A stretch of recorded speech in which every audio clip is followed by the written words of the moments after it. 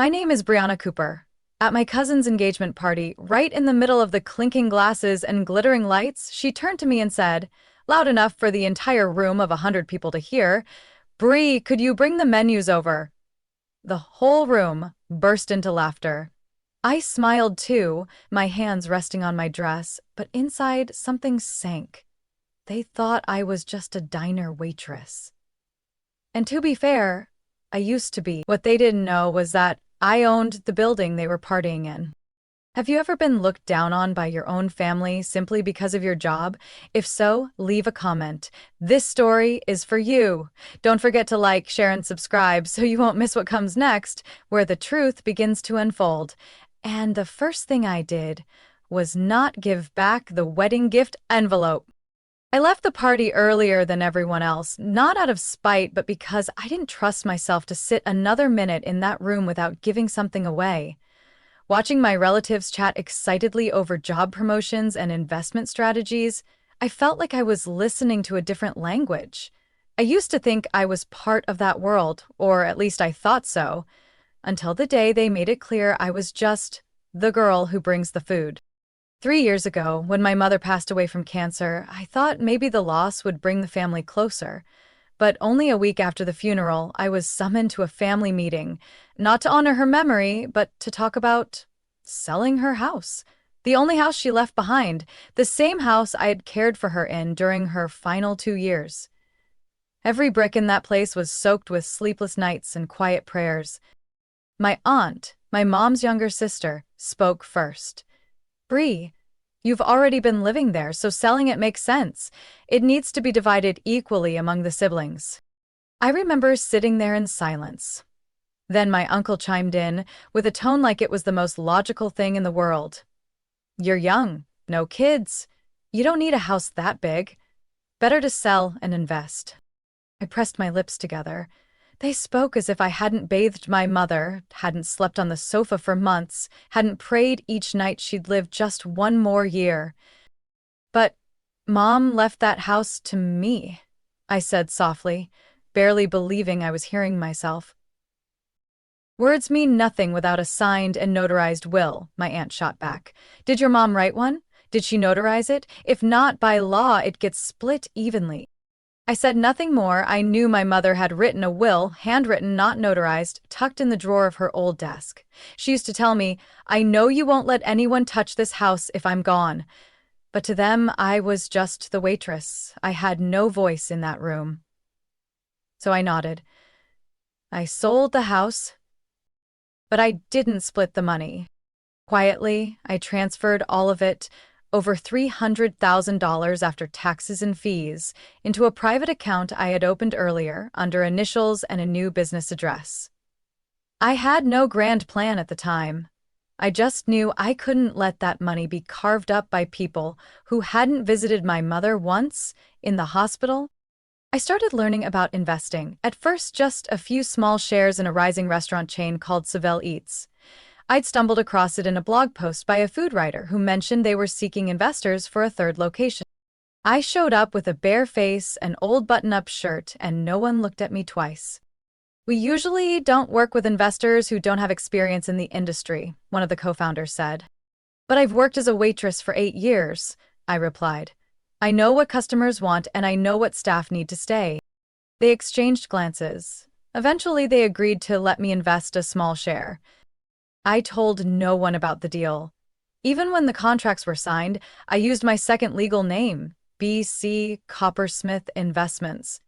No one in my family recognized that name.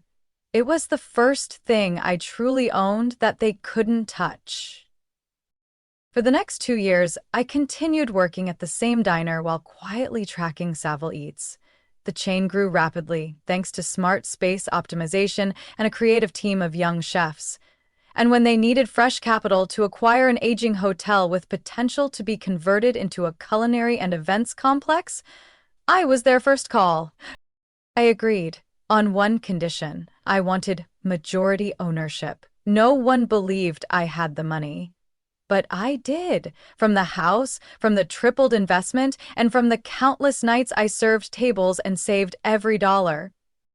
I became the primary shareholder of Saville Prime. the upgraded version of Savile Eats, now with restaurant space, event halls, and an adjacent boutique hotel. I walked into board meetings with short hair, a no-label blazer, and a business name no one in my family could connect to me. And then, irony arrived. My aunt, the same one who pressured me to sell the house, called me in early April asking, "Do you happen to know anyone at Savile Prime? We're planning Grandma's 80th birthday there." I smiled faintly and asked, "That big of a party?" "Oh yes, the whole family. It has to be somewhere classy. Grandma's not the type for cheap places." She had clearly forgotten I had spent years working in the cheap places. "I'll ask around," I replied. 3 weeks later, I was the one wearing the apron, serving wine at the party. My eyes met my cousin's. The same one who asked me to carry menus at her engagement, just as she slipped a $50 bill into my hand and whispered, "Glad you're still keeping that job, Bruce." I nodded, accepted the tip, and turned away. If you've ever been dismissed by the very people who should have known you best, simply because you didn't fit their idea of success, share the story with someone who needs to hear it. As for me, I still had a few secrets left to tell, and the next one would silence that entire dining hall. I met him one rainy afternoon, during a lull at the diner so quiet I could stand by the window without anyone scolding me. He always sat at table 4, tucked in the corner. The spot I hated most because I had to bend over awkwardly to serve it. A thin man, white hair, glasses perched low, always ordering the same thing: roast beef, steamed vegetables, and a glass of warm water without lemon. His name was Eli Kramer. I only found that out after a month of serving him and receiving curious little remarks each time. "The potatoes are cooked better than yesterday. Did you adjust the kitchen temp?" I laughed. "I'm not in the kitchen, sir. I just bring them out." "But you notice details," he said. "That's how servers become owners someday." I chuckled it off, but over time I noticed he left scribbled notes on the backs of receipts, not about the food, but about operations. Train staff to handle complaints without calling the manager. Too much echo in the main room. Install acoustic panels. Most people wouldn't even notice those things. One day, I finally asked, "Were you ever in restaurant management?" He smiled. "Used to be CEO of a hotel chain." I stood there, speechless. "But you don't need to know my name," he added. "All you need to know is I failed, badly, and then I started over by observing people like you." I didn't know what to say. He handed me an old yellowed business card. It simply read, "EK Restaurant and Hospitality Operations Consultant." No address, no company name, no title. "Call me when you need an answer Google can't give you," he said. I kept that card in my wallet for months, never dialing the number. But when Savile Eats invited me to invest again to open their 4th location and started dreaming about expanding into events and hospitality, I knew I needed to talk to someone who'd walked that path. I invited him to lunch for the first time at a place I held shares in, Savile Eastwood, a semi-classic restaurant with warm wood interiors and a newly launched winter menu.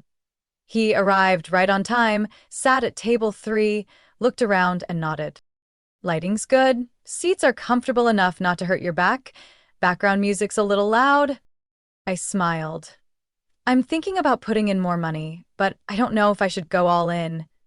They want to convert an old hotel into a combined restaurant event retreat space. I've never done anything that big." Eli looked up at me, his eyes bright. "What do you have in hand?" I handed him my notebook. Basic floor plans of the old hotel, some handwritten financial projections. I hadn't dared to hire a professional consultant yet. He studied it thoroughly, silent for 10 minutes. "You've got 2 very valuable things," he said slowly. 1, eyes that know how to listen to a space. 2, an instinct for self-protection. You write everything by hand because you don't trust anyone yet. That's a strength, if you learn to use it wisely. But I don't know how to raise capital. I don't know how to negotiate. I don't know how to share control. Then learn. From that day, Eli became my silent mentor. Once a week, he'd send me materials, articles, readings, contract templates with red ink pointing out key clauses. Sometimes he'd call just to ask, if you were investing $500,000 into a project with no profit yet, what terms would you demand? I'd stumble through a reply. He'd correct me patiently. No scolding, no belittling, just one steady reminder. No one is born knowing how to lead, but those who learn can lead any time. Under his guidance, I began to change the way I saw money. I used to think I just needed to save and invest carefully, but Eli taught me how to buy control. Invest just enough to have a say, but not so much you get chained down. Sometimes your voice is more powerful than your shares, he said. I applied every bit of his wisdom. When Saville started discussing expansion, I proposed keeping full control over leasing and operating the restaurant space in the new hotel. They hesitated. I said, if not, I'll withdraw my investment. They agreed. I hired a new construction and design team for the restaurant section. I personally reviewed every line item in the budget, every material, from the type of stone used for tables to zone-specific lighting for each dining section. I invited Illy on the first day of construction. He didn't walk in. He stood at the door and said, "Today, you don't need a mentor. You need to believe you're capable now." And I was. 3 months later, Saville Prime had its grand opening. At the ribbon cutting, I stood off to the side. No one called my name. No one offered congratulations. But I knew. Every lease agreement, every menu item, every margin in that profit report had my fingerprint on it. I stood in the empty dining room at midnight, golden light washing over polished wood, the scent of grilled meat still clinging to table linens. I thought of Mom, of the old house, of the times I was ordered to mop up spilled drinks at family parties with no thanks. And then I thought of the next party, the one happening right here soon, Grandma's 80th birthday. No one knew I was the woman behind it all, and I planned to keep it that way for a little longer. But then, I overheard something in the conference room between the events manager and a client, something that made me stop cold, my fingers trembling on the doorknob. Because I had just discovered someone in my family was planning to scam the entire operation, and if I didn't speak up, they would destroy everything I'd built in one night. I stood behind the meeting room door, gripping my leather notebook so tightly the edges left imprints in my fingers. The voices inside weren't loud, but they were crystal clear.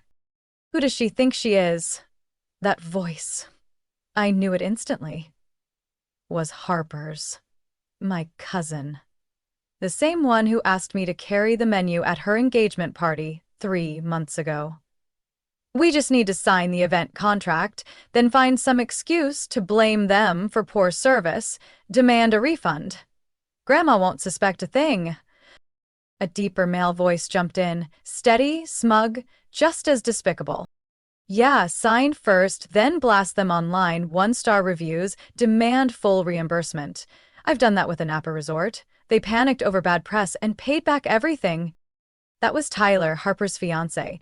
The self-proclaimed service negotiator turned out to be just another scam artist, clawing his way up by dragging others down. I stepped back, nearly dropping my notebook. The party didn't matter anymore. I thought of Saville Prime's reputation, the staff who had poured their sweat into this project, the nights I built this from zero. I couldn't let them ruin it, even if they were my own flesh and blood. 2 days later, Grandma's birthday party went on as planned. I didn't change a thing. I needed to observe. Every gesture, every glance, every whisper. I didn't wear a blazer. I wore a server's uniform. White shirt, gray apron, hair tied back. I stood behind the bar, close enough to hear Harper's fake laugh, far enough to go unnoticed unless someone really looked. "This place is fancy," my aunt said, swirling her martini. "Heard the owner's European." "Yup," Harper replied, shrugging. "Some German guy, I think. Cold and efficient type." I bit my tongue. Every lie slipped from their lips like breath. Then I saw Tyler slip out of the main hall and head toward the staff area. I rushed through the kitchen and pulled aside a young manager. Follow him. If he touches our file cabinets or electric systems, call me immediately. Within 10 minutes, I got a text. He's taking photos of the event contract, tweaking the timestamps. I didn't hesitate anymore. I stepped out into the banquet hall just as the birthday cake was being brought in. Grandma sat beaming at the center, the whole room clapping as the candles shaped like an 8 and a 0 were lit. Harper stood behind her, Tyler at her side, their smug grins as if they owned the world. I nodded toward the sound manager to cut the music. The room quieted instantly. Confused faces turned in every direction. I took a step forward, removed my apron, and slowly unbuttoned the uniform jacket. Underneath was a neatly tailored dark suit. I picked up the microphone. "I'd like to say a few words before we celebrate Grandma's birthday," I said, loud enough to carry, but firm and clear. "Some people in this room might not recognize me, and for that, I'm actually grateful." The banquet hall fell completely silent. "My name is Brianna Cooper, and I'm the owner of this building, the person who approved every detail of today's event." A few gasps rippled through the crowd. Grandma turned to look at me, stunned. Harper froze, her hand slipping from Tyler's shoulder. But what compelled me to speak up isn't that title. It's because I just discovered that someone in my own family, people I once called blood, conspired to sabotage this restaurant's reputation for personal gain. I turned and pointed at Tyler. "You secretly took pictures of the event contract and tried to alter the timestamps, didn't you?"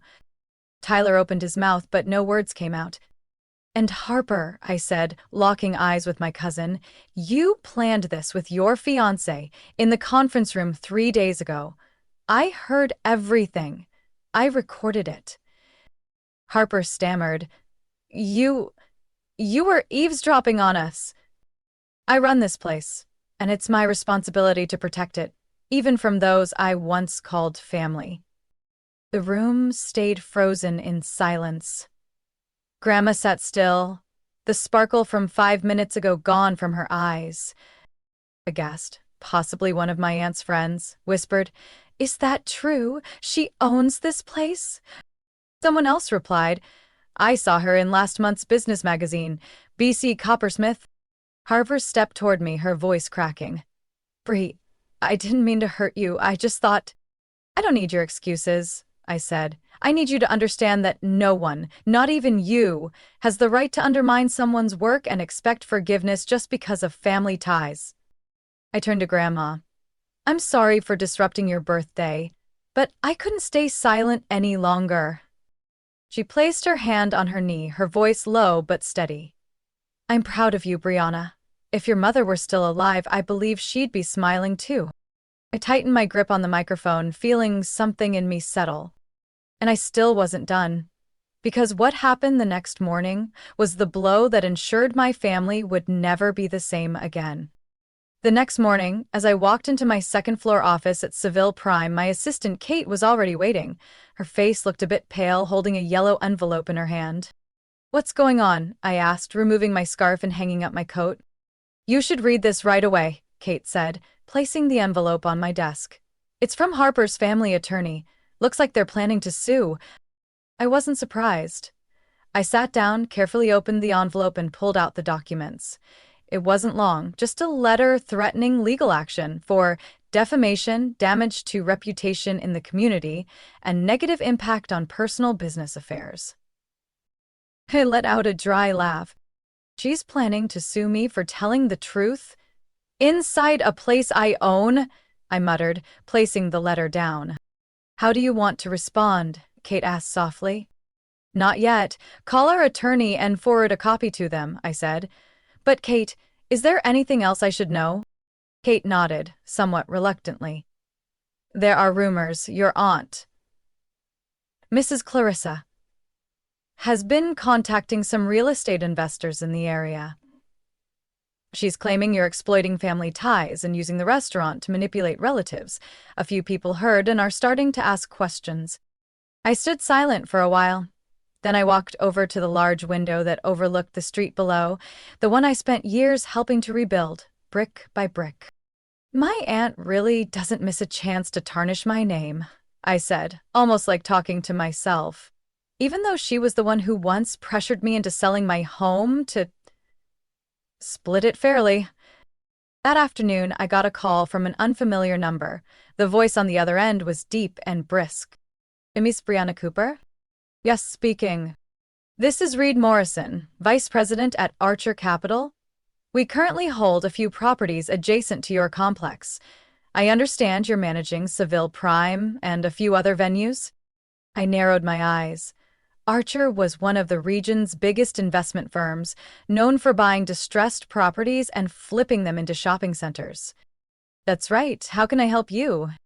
We've been contacted by individuals claiming to be your family members. They proposed collaborating with Archer to liberate a misdirected asset, specifically your complex.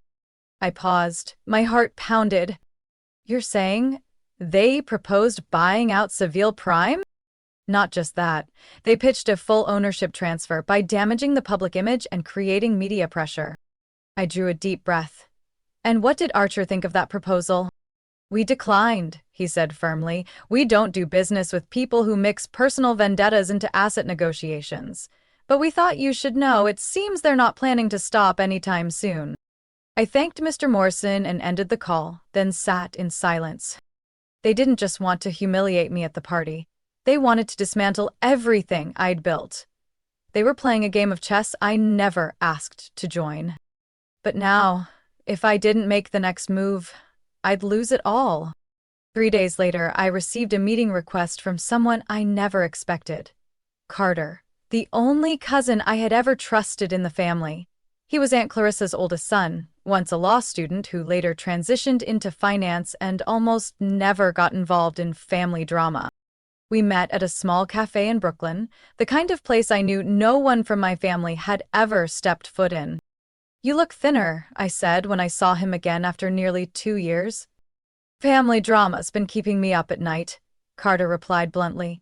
And you haven't exactly been easy to reach. I shrugged. I'm not sure I should keep in touch with people who are actively trying to destroy everything I've built. I'm not here to defend them, Carter said quickly. I'm here to warn you. My mother's planning to sue you for leveraging family relationships to manipulate the local market. She's going to use your event, the public call-out, and the rent increase as her basis. I looked at him coolly. Rent went up because operating costs increased, it's all documented. And everything I said that night was true. I know, but she doesn't have to win. She just wants to drag you into court to damage your credibility. I tightened my grip around my coffee cup. I'm tired, Carter, I said quietly. I've held back. I've stayed silent. I've stepped aside. And the more I retreat, the more they advance. Carter nodded.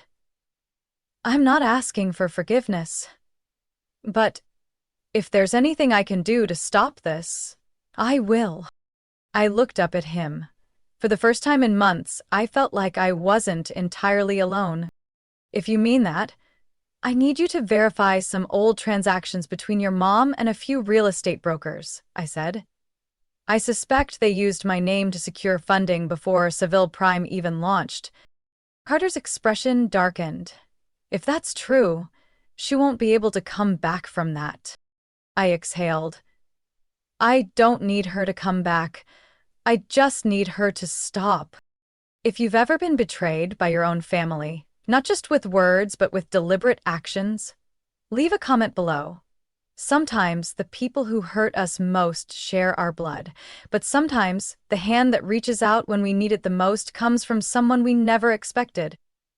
And my story still has one more twist no one saw coming. The person about to return is the one who walked away when I needed him most. I was sitting in my office, the amber desk lamp casting a warm glow over the folder Carter had delivered that morning, documents that could bring Aunt Clarissa's entire empire crashing down if they came to light. Shady mortgage papers, loan agreements that used my company's name before Seville Prime was officially registered. In the lower left corner of each copy was a forged signature. Mine. Poorly done. I sat in silence for a moment. The anger wasn't as sharp as before. It had dulled into something bitter, like old coffee. I used to call them family. There was a knock, short and firm. I didn't even get a chance to speak before the door swung open. The man standing in front of me made time feel like it stopped. The old leather jacket, the familiar tousled hair, the gray moon eyes that once grounded me on my worst days. It was Ethan, the man I had trusted most, the same man who left right when I needed someone the most. "Hi," he said, voice deep and slow, like the years hadn't passed at all. I didn't get up. I just gripped the armrest of my chair tighter. "What are you doing here?" I asked, keeping my tone steady. "I heard about what's happening at Seville. Harper, Clarissa, the lawsuit, all of it. A mutual friend sent me the latest article, and I thought I had to come." I looked at him, suspicion stirring. Had to come? After 3 years? After disappearing without a word? Ethan lowered his head, resting his hand on the doorframe. "I know. I was wrong. Deeply wrong," he admitted. "But I'm not here to defend myself. I just thought, if there's anything left between us, then you at least deserve to hear me out once." I crossed my arms. "Then say what you came to say." He pulled up a chair across from me. That familiar cologne drifted, Easterwood and a hint of amber spice. It pulled memories of cold winter nights in our old apartment, me calculating payroll while he stirred ginger soup on the stove. "After your mom passed, you pulled away from everyone," he said, "and I don't blame you. You went through too much. But when you sold the house and didn't tell me, when you poured everything into a project I hadn't even heard of, you stopped letting me in. You shut me out. Because I couldn't trust anyone anymore," I snapped. "They cornered me, they belittled me, they said I was just the help, and I felt like even you started looking at me like I didn't belong in your world anymore." "That's not true," he said quickly. I was worried, but maybe I stepped back when I should have leaned in. I should have stayed. I should have asked more questions. But you didn't. You chose to leave. Silence filled the room. I turned my face away, staring at the building across the street. "I've built all of this without you. Every brick, every investor pitch, every hard decision." Ethan nodded. "I know, and I admire you for it. You didn't need anyone to become strong. But—" I looked back, my eyes sharp. "But what?" "You're burning yourself out," he said, his voice lower. "Bree, you're not sleeping, you're skipping meals. You look at everyone like they're just waiting to betray you. You're in constant fight mode, even when no one's actually attacking." I froze. Ethan looked at me like he could see straight through me. "I didn't come here to win you back. I came to ask, is this really how you want to live?" I looked down at my hands. Nails trimmed short, fingertips raw from writing too much. The packed schedule pinned in front of me, meetings back to back with no pause. And the face I saw in the mirror this morning. Sunken eyes, dry lips, shoulders locked like they carried the weight of the world. I said nothing. "You've built an empire," Ethan continued. "But you don't have a single peaceful evening. What are you living for, Bree? Revenge? Validation? Or are you just afraid to stop?" That question struck right where I was most fragile. "Ethan," I said after a long silence, "I don't know if I still feel anything for you, but I do know one thing. I'm tired, really tired, and I don't know where to begin to stop." He nodded. "Then start with something small. Tonight, with me. No schedules, no talk about Clarissa, Harper, or court. Just dinner? Like old times. No strings attached." I looked at him. Part of me wanted to say no, but the other part, the one buried beneath spreadsheets and lawsuits, wanted to breathe. "I'll think about it," I said, neither promising nor refusing. Ethan smiled, the kind of smile that used to make me feel safe. "That's enough," he said, and stood. Before leaving, he turned back. "Rye, don't let their betrayal make you doubt the whole world. You don't have to forgive them. But don't lose yourself either." I didn't respond. I just sat there, watching the door close behind him. And for the first time in months, I allowed myself to sit still. No planning, no strategizing, just listening to my own heart. Because maybe Ethan was right. Maybe I'd gone too far without realizing it, but if I truly wanted to, I could still find pieces of myself again. Not for anyone else, but because I once knew how to love this life. Without armor, without defense, and maybe I still had a chance to begin again, but not alone. I decided to accept Ethan's dinner invitation. Not because I forgave him, and not because I wanted to rekindle anything from the past. I just wanted to try something new. No defenses. No bringing documents, no talk of projects or lawsuits, no thoughts of countering Clarissa or managing a PR crisis. We met at a small restaurant in our old neighborhood. The kind of place we used to go to when all we had was barely enough for rent. Ethan arrived early, still wearing that light blue shirt, sleeves rolled up, a tired face but bright eyes. I chose a seat on the patio, where soft yellow lights hung overhead, warm enough to ease the tension in my chest. "I ordered already. Hope you still like the creamy mushroom pasta," he said as I sat down. "I do," I nodded. "That dish has never betrayed me." We laughed. A hesitant laugh, but not forced. Dinner passed quietly. We talked about normal things, like the book Ethan was reading, the dog he recently adopted from a rescue center, and the rose plant on my balcony that had just started budding. "I always thought you should grow something," Ethan said, sipping his wine. "You're great at building, but you never tried nurturing." "I'm afraid anything I nurture will die," I replied, then stopped short. The words came out faster than I intended, like a truth I hadn't realized until I said it out loud.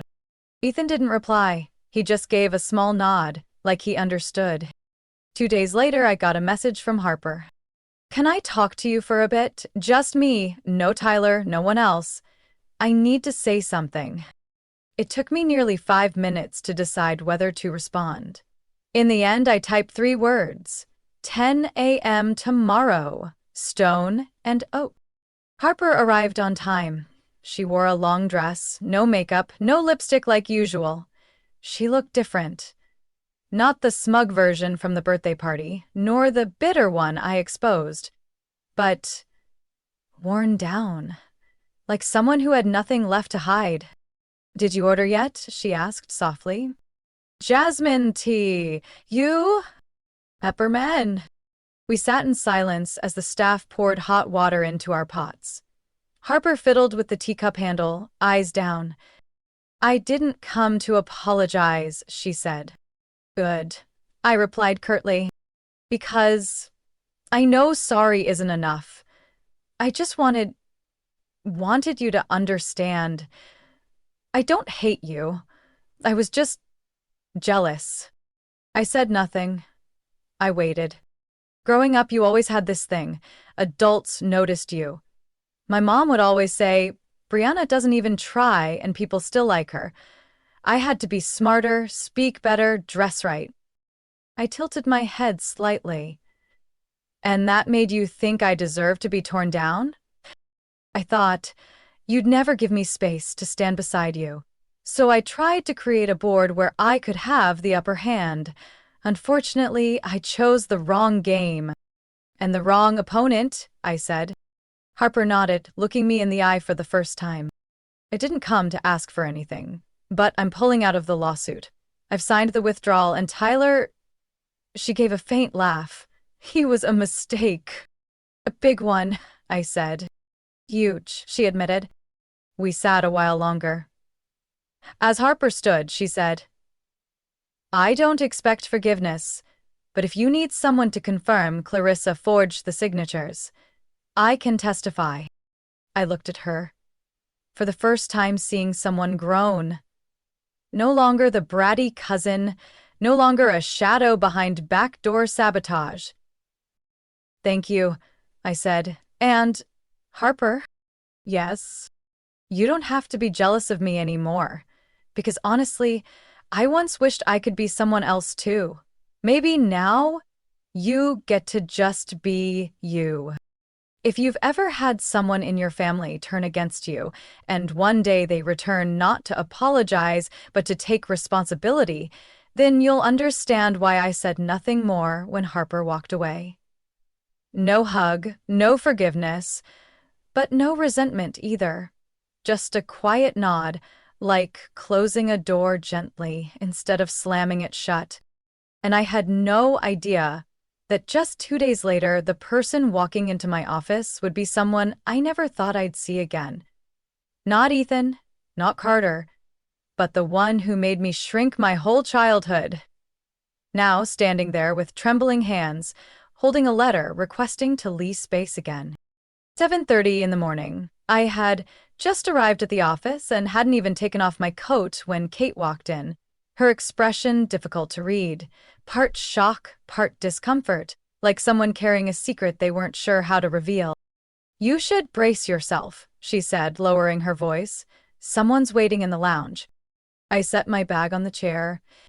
Ew. Kate hesitated for a moment, then exhaled.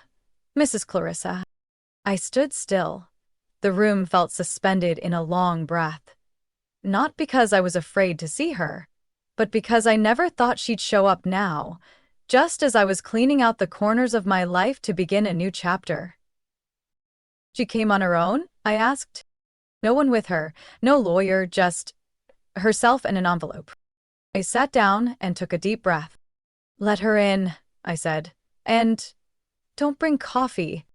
Kate pressed her lips together and nodded. Clarissa walked in. Her curled hair brushed neatly, but her eyes lacked the confidence she once wore like armor during family gatherings. She wore an old wool coat, slightly too large for her frame. She looked much smaller than the woman who used to command the Thanksgiving table.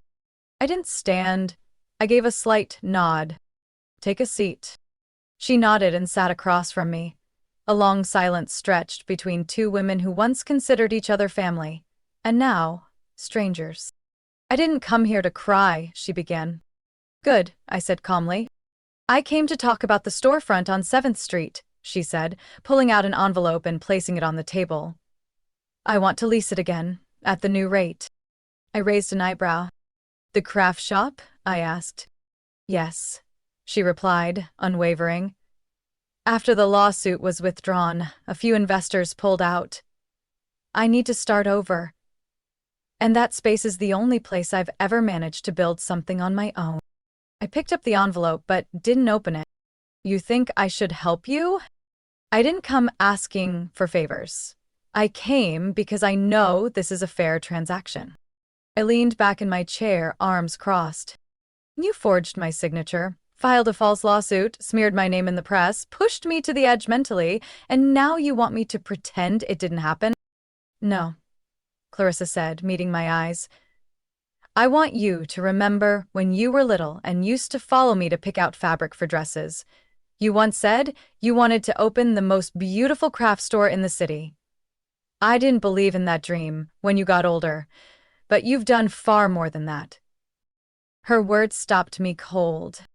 You probably think I was never proud of you, but some things I didn't know how to say. Because I didn't know how to praise someone I had hurt too early on. I never expected to hear those words from Clarissa. I thought all she knew how to do was push, cut, and deny. I don't have the strength to start over in a new city, she continued. But if there's even a small chance to begin again, not as your aunt, but as just a tenant, I want to take it. I opened the envelope. Inside was a lease proposal for the space, priced close to market value, but still within what I knew she could afford. No requests for special treatment, no discount clauses, no delayed payments. Just an older woman wanting a place to piece her life back together. I looked at her. My only condition, I said, is that this time you do it right. No using family ties, no demands for special treatment, no dragging others into your mess. I understand. I'll lease it to you. I nodded. But if you damage my company's reputation again, I won't hold back. Clarissa bowed her head. Thank you, she said, voice tight. She stood, her hands still trembling slightly.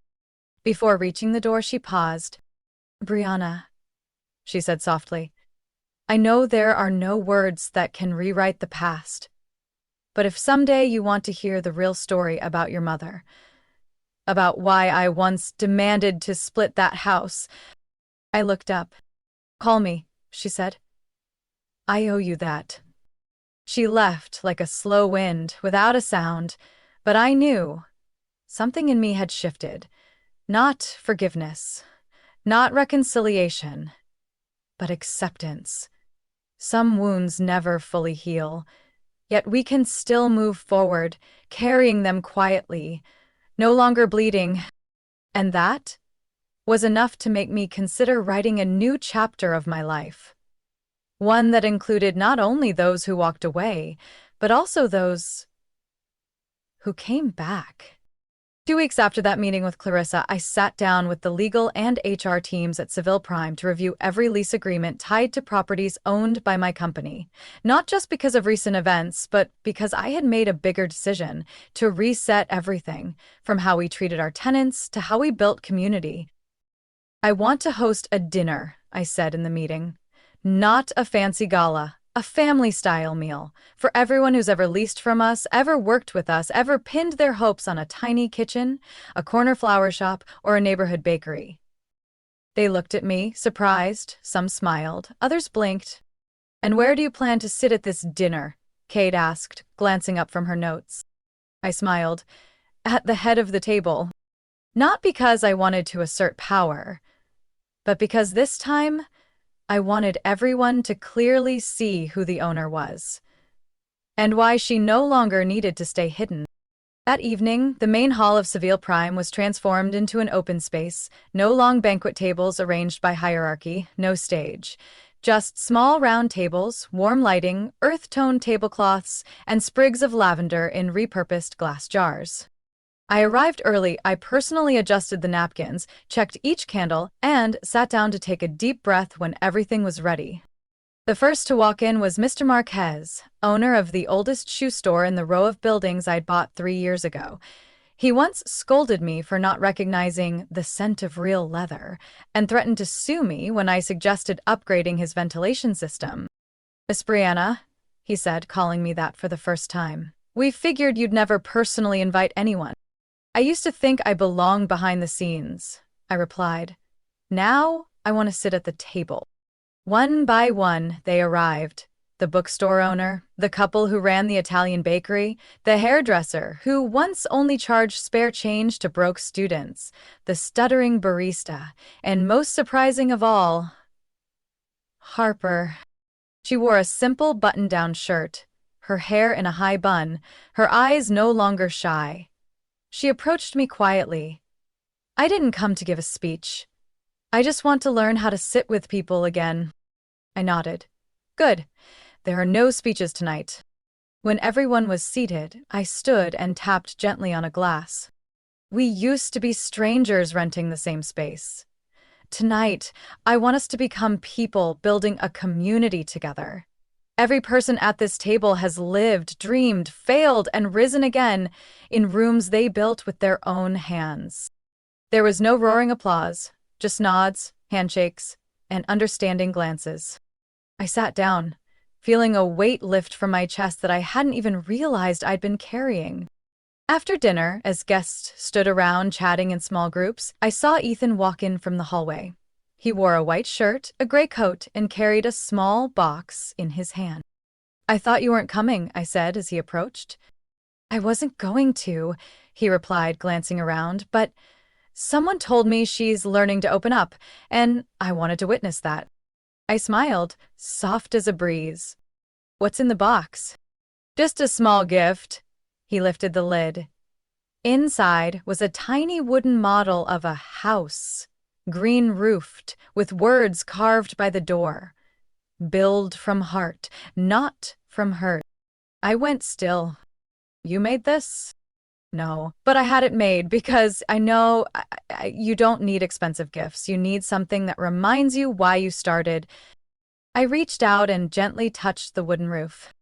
There were times I truly forgot, I whispered. Then remember now, Ethan said.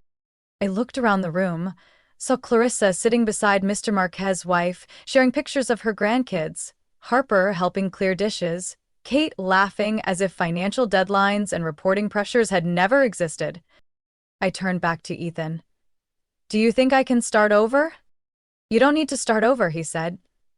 You just need to keep going, but this time, not alone. If you've ever experienced losses no one noticed, ever carried everything alone without daring to ask for help, then one day realize that sitting together is more powerful than standing alone, leave a comment. Because it's in moments like this quiet dinner that I learned building an empire is a journey, but keeping your heart intact, that's the real victory. And that night, for the first time in a long while, I didn't dream of counterattacks. I dreamed of a small shop, the hands of its crafters, and a new sign out front, where starting over begins. 1 month after that dinner, I called a special meeting with my project management team. There were no expansion roadmaps, no next quarter revenue goals, no profit charts. On the screen was a completely different blueprint. Community Skills and Recovery Center, I said, pointing to the 3D model, located in the old warehouse district off River Avenue. The front will be an open space, a community kitchen, a small library, life skills classrooms. The back will offer temporary housing for women who've lost their homes after divorce or have nowhere left to go. The room was silent. Not from shock, they were used to my seemingly impossible ideas, but because this time, the weight behind it was different. We'll fully fund the first year, I continued. Then partner with nonprofit organizations for long-term operation. I don't want this to be just a shelter. I want it to be a place where anyone can begin again. Kate, seated beside me, spoke gently. What do you plan to name it? I paused, then answered, The Starting Table. 2 weeks later, we held the groundbreaking ceremony. I invited not just the media or investors, but also those who had lived quietly behind closed doors, single mothers, people who had lost everything, people who once believed they'd never get another chance. I stood on a simple wooden platform, wearing a plain brown coat, no heels, no elaborate makeup. The morning light was soft over the patch of earth being cleared, still scented with fresh lumber and damp soil. I used to be someone who only knew how to carry trays and stay silent, I began, my voice steady through the mic. Used to stand behind curtains, watching everyone else take their seat at the table, with no invitation for me. But today, I want to help build a new table, one where everyone has a seat and no one is left behind. In the crowd, I saw Clarissa sitting with a group of older women in coarse wool coats. Her face softened. Harper stood at the back, hands in her pockets, no longer doubtful, but trusting. I continued, This place won't ask how much money you have, where you come from, or how many times you've failed. It will only ask if you have the courage to walk through the door, sit down, and say, I want to learn how to live again. As I stepped down from the stage, Ethan came up beside me and handed me a cup of hot tea. You just earned the hardest thing, he said quietly. Not approval. Trust. I smiled, saying nothing. That evening, after returning home, I sat alone in my office. Beside me was the small model Ethan had given me, the wooden house with the words, Build from heart, not from hurt. I opened my laptop and scrolled through the photos from that morning's event. One particular image made me stop and linger. A woman with salt and pepper hair, wearing a gray sweater, bending down to help a little girl place wooden blocks in the playground area behind the courtyard. It was my mother. Not really, of course, she's no longer here. But that image brought her back to me, and I remembered something she once said. If you want to live kindly, you must learn to sit with people who are different from you. I never fully understood those words until now. A week later, I held a private meeting between my executive team and representatives of the small businesses renting spaces across the Seville system. I introduced a new proposal, a co-management program that would allow tenants to take part in shaping, managing, and developing the very spaces they occupied. We're going to listen to the needs of each shop, each location, I said. You're no longer just tenants, you are co-creators. A bakery owner sitting in the front, Mr. Stanley, in his 60s, who once scolded me for being too rigid when I suggested menu changes, raised his hand to speak for the first time. If you truly believe in building this together, then I'll be the first to lay a brick for the next location. I nodded, not hiding my emotions. That evening, I stood by my office window, looking down at the street below. Shop signs flickered on one by one. Tiny apartment lights began to glow. The scent of dinner drifted through the night breeze. Nothing was perfect. Some relationships still hadn't healed. Some people still hadn't forgiven. But that was okay. I had learned something. Not every seat in life has to be earned through conquest. Some are earned through patience, some through compassion, and some seats you have to build yourself. And what I was doing, rebuilding dinner tables, meeting tables, training tables, conversation tables, was in its own way how I was rebuilding trust in myself, in others, in the possibility of rebirth after a broken chapter. Because I now know I'm no longer building to prove something. I'm building to carry things forward, not building from pain, but building from love. And this time, I'm not doing it alone. This time, I'm doing it with everyone, with steady hands and a heart that's finally learned how to listen. And what about you? If one day you had the chance to sit at the very table you were once kept from, would you stay silent? Would you forgive? Or would you begin to rewrite everything in your own way? I believe every one of us has, at some point, been underestimated, been pushed to the edge of our own story. But what truly matters is not where we were cast aside, but where we choose to return, with a heart that's stronger, wider, and open. If this story made you pause, if it touched something in you, leave a comment. I want to hear what you've overcome and how you've rebuilt your life. And if you'd like to continue following other heartfelt journeys of family, love, betrayal, and healing, don't forget to subscribe to the channel, because in every family, there's a story worth telling, and sometimes that story becomes the mirror that shows us how we're living, how we're loving, and how we're forgiving.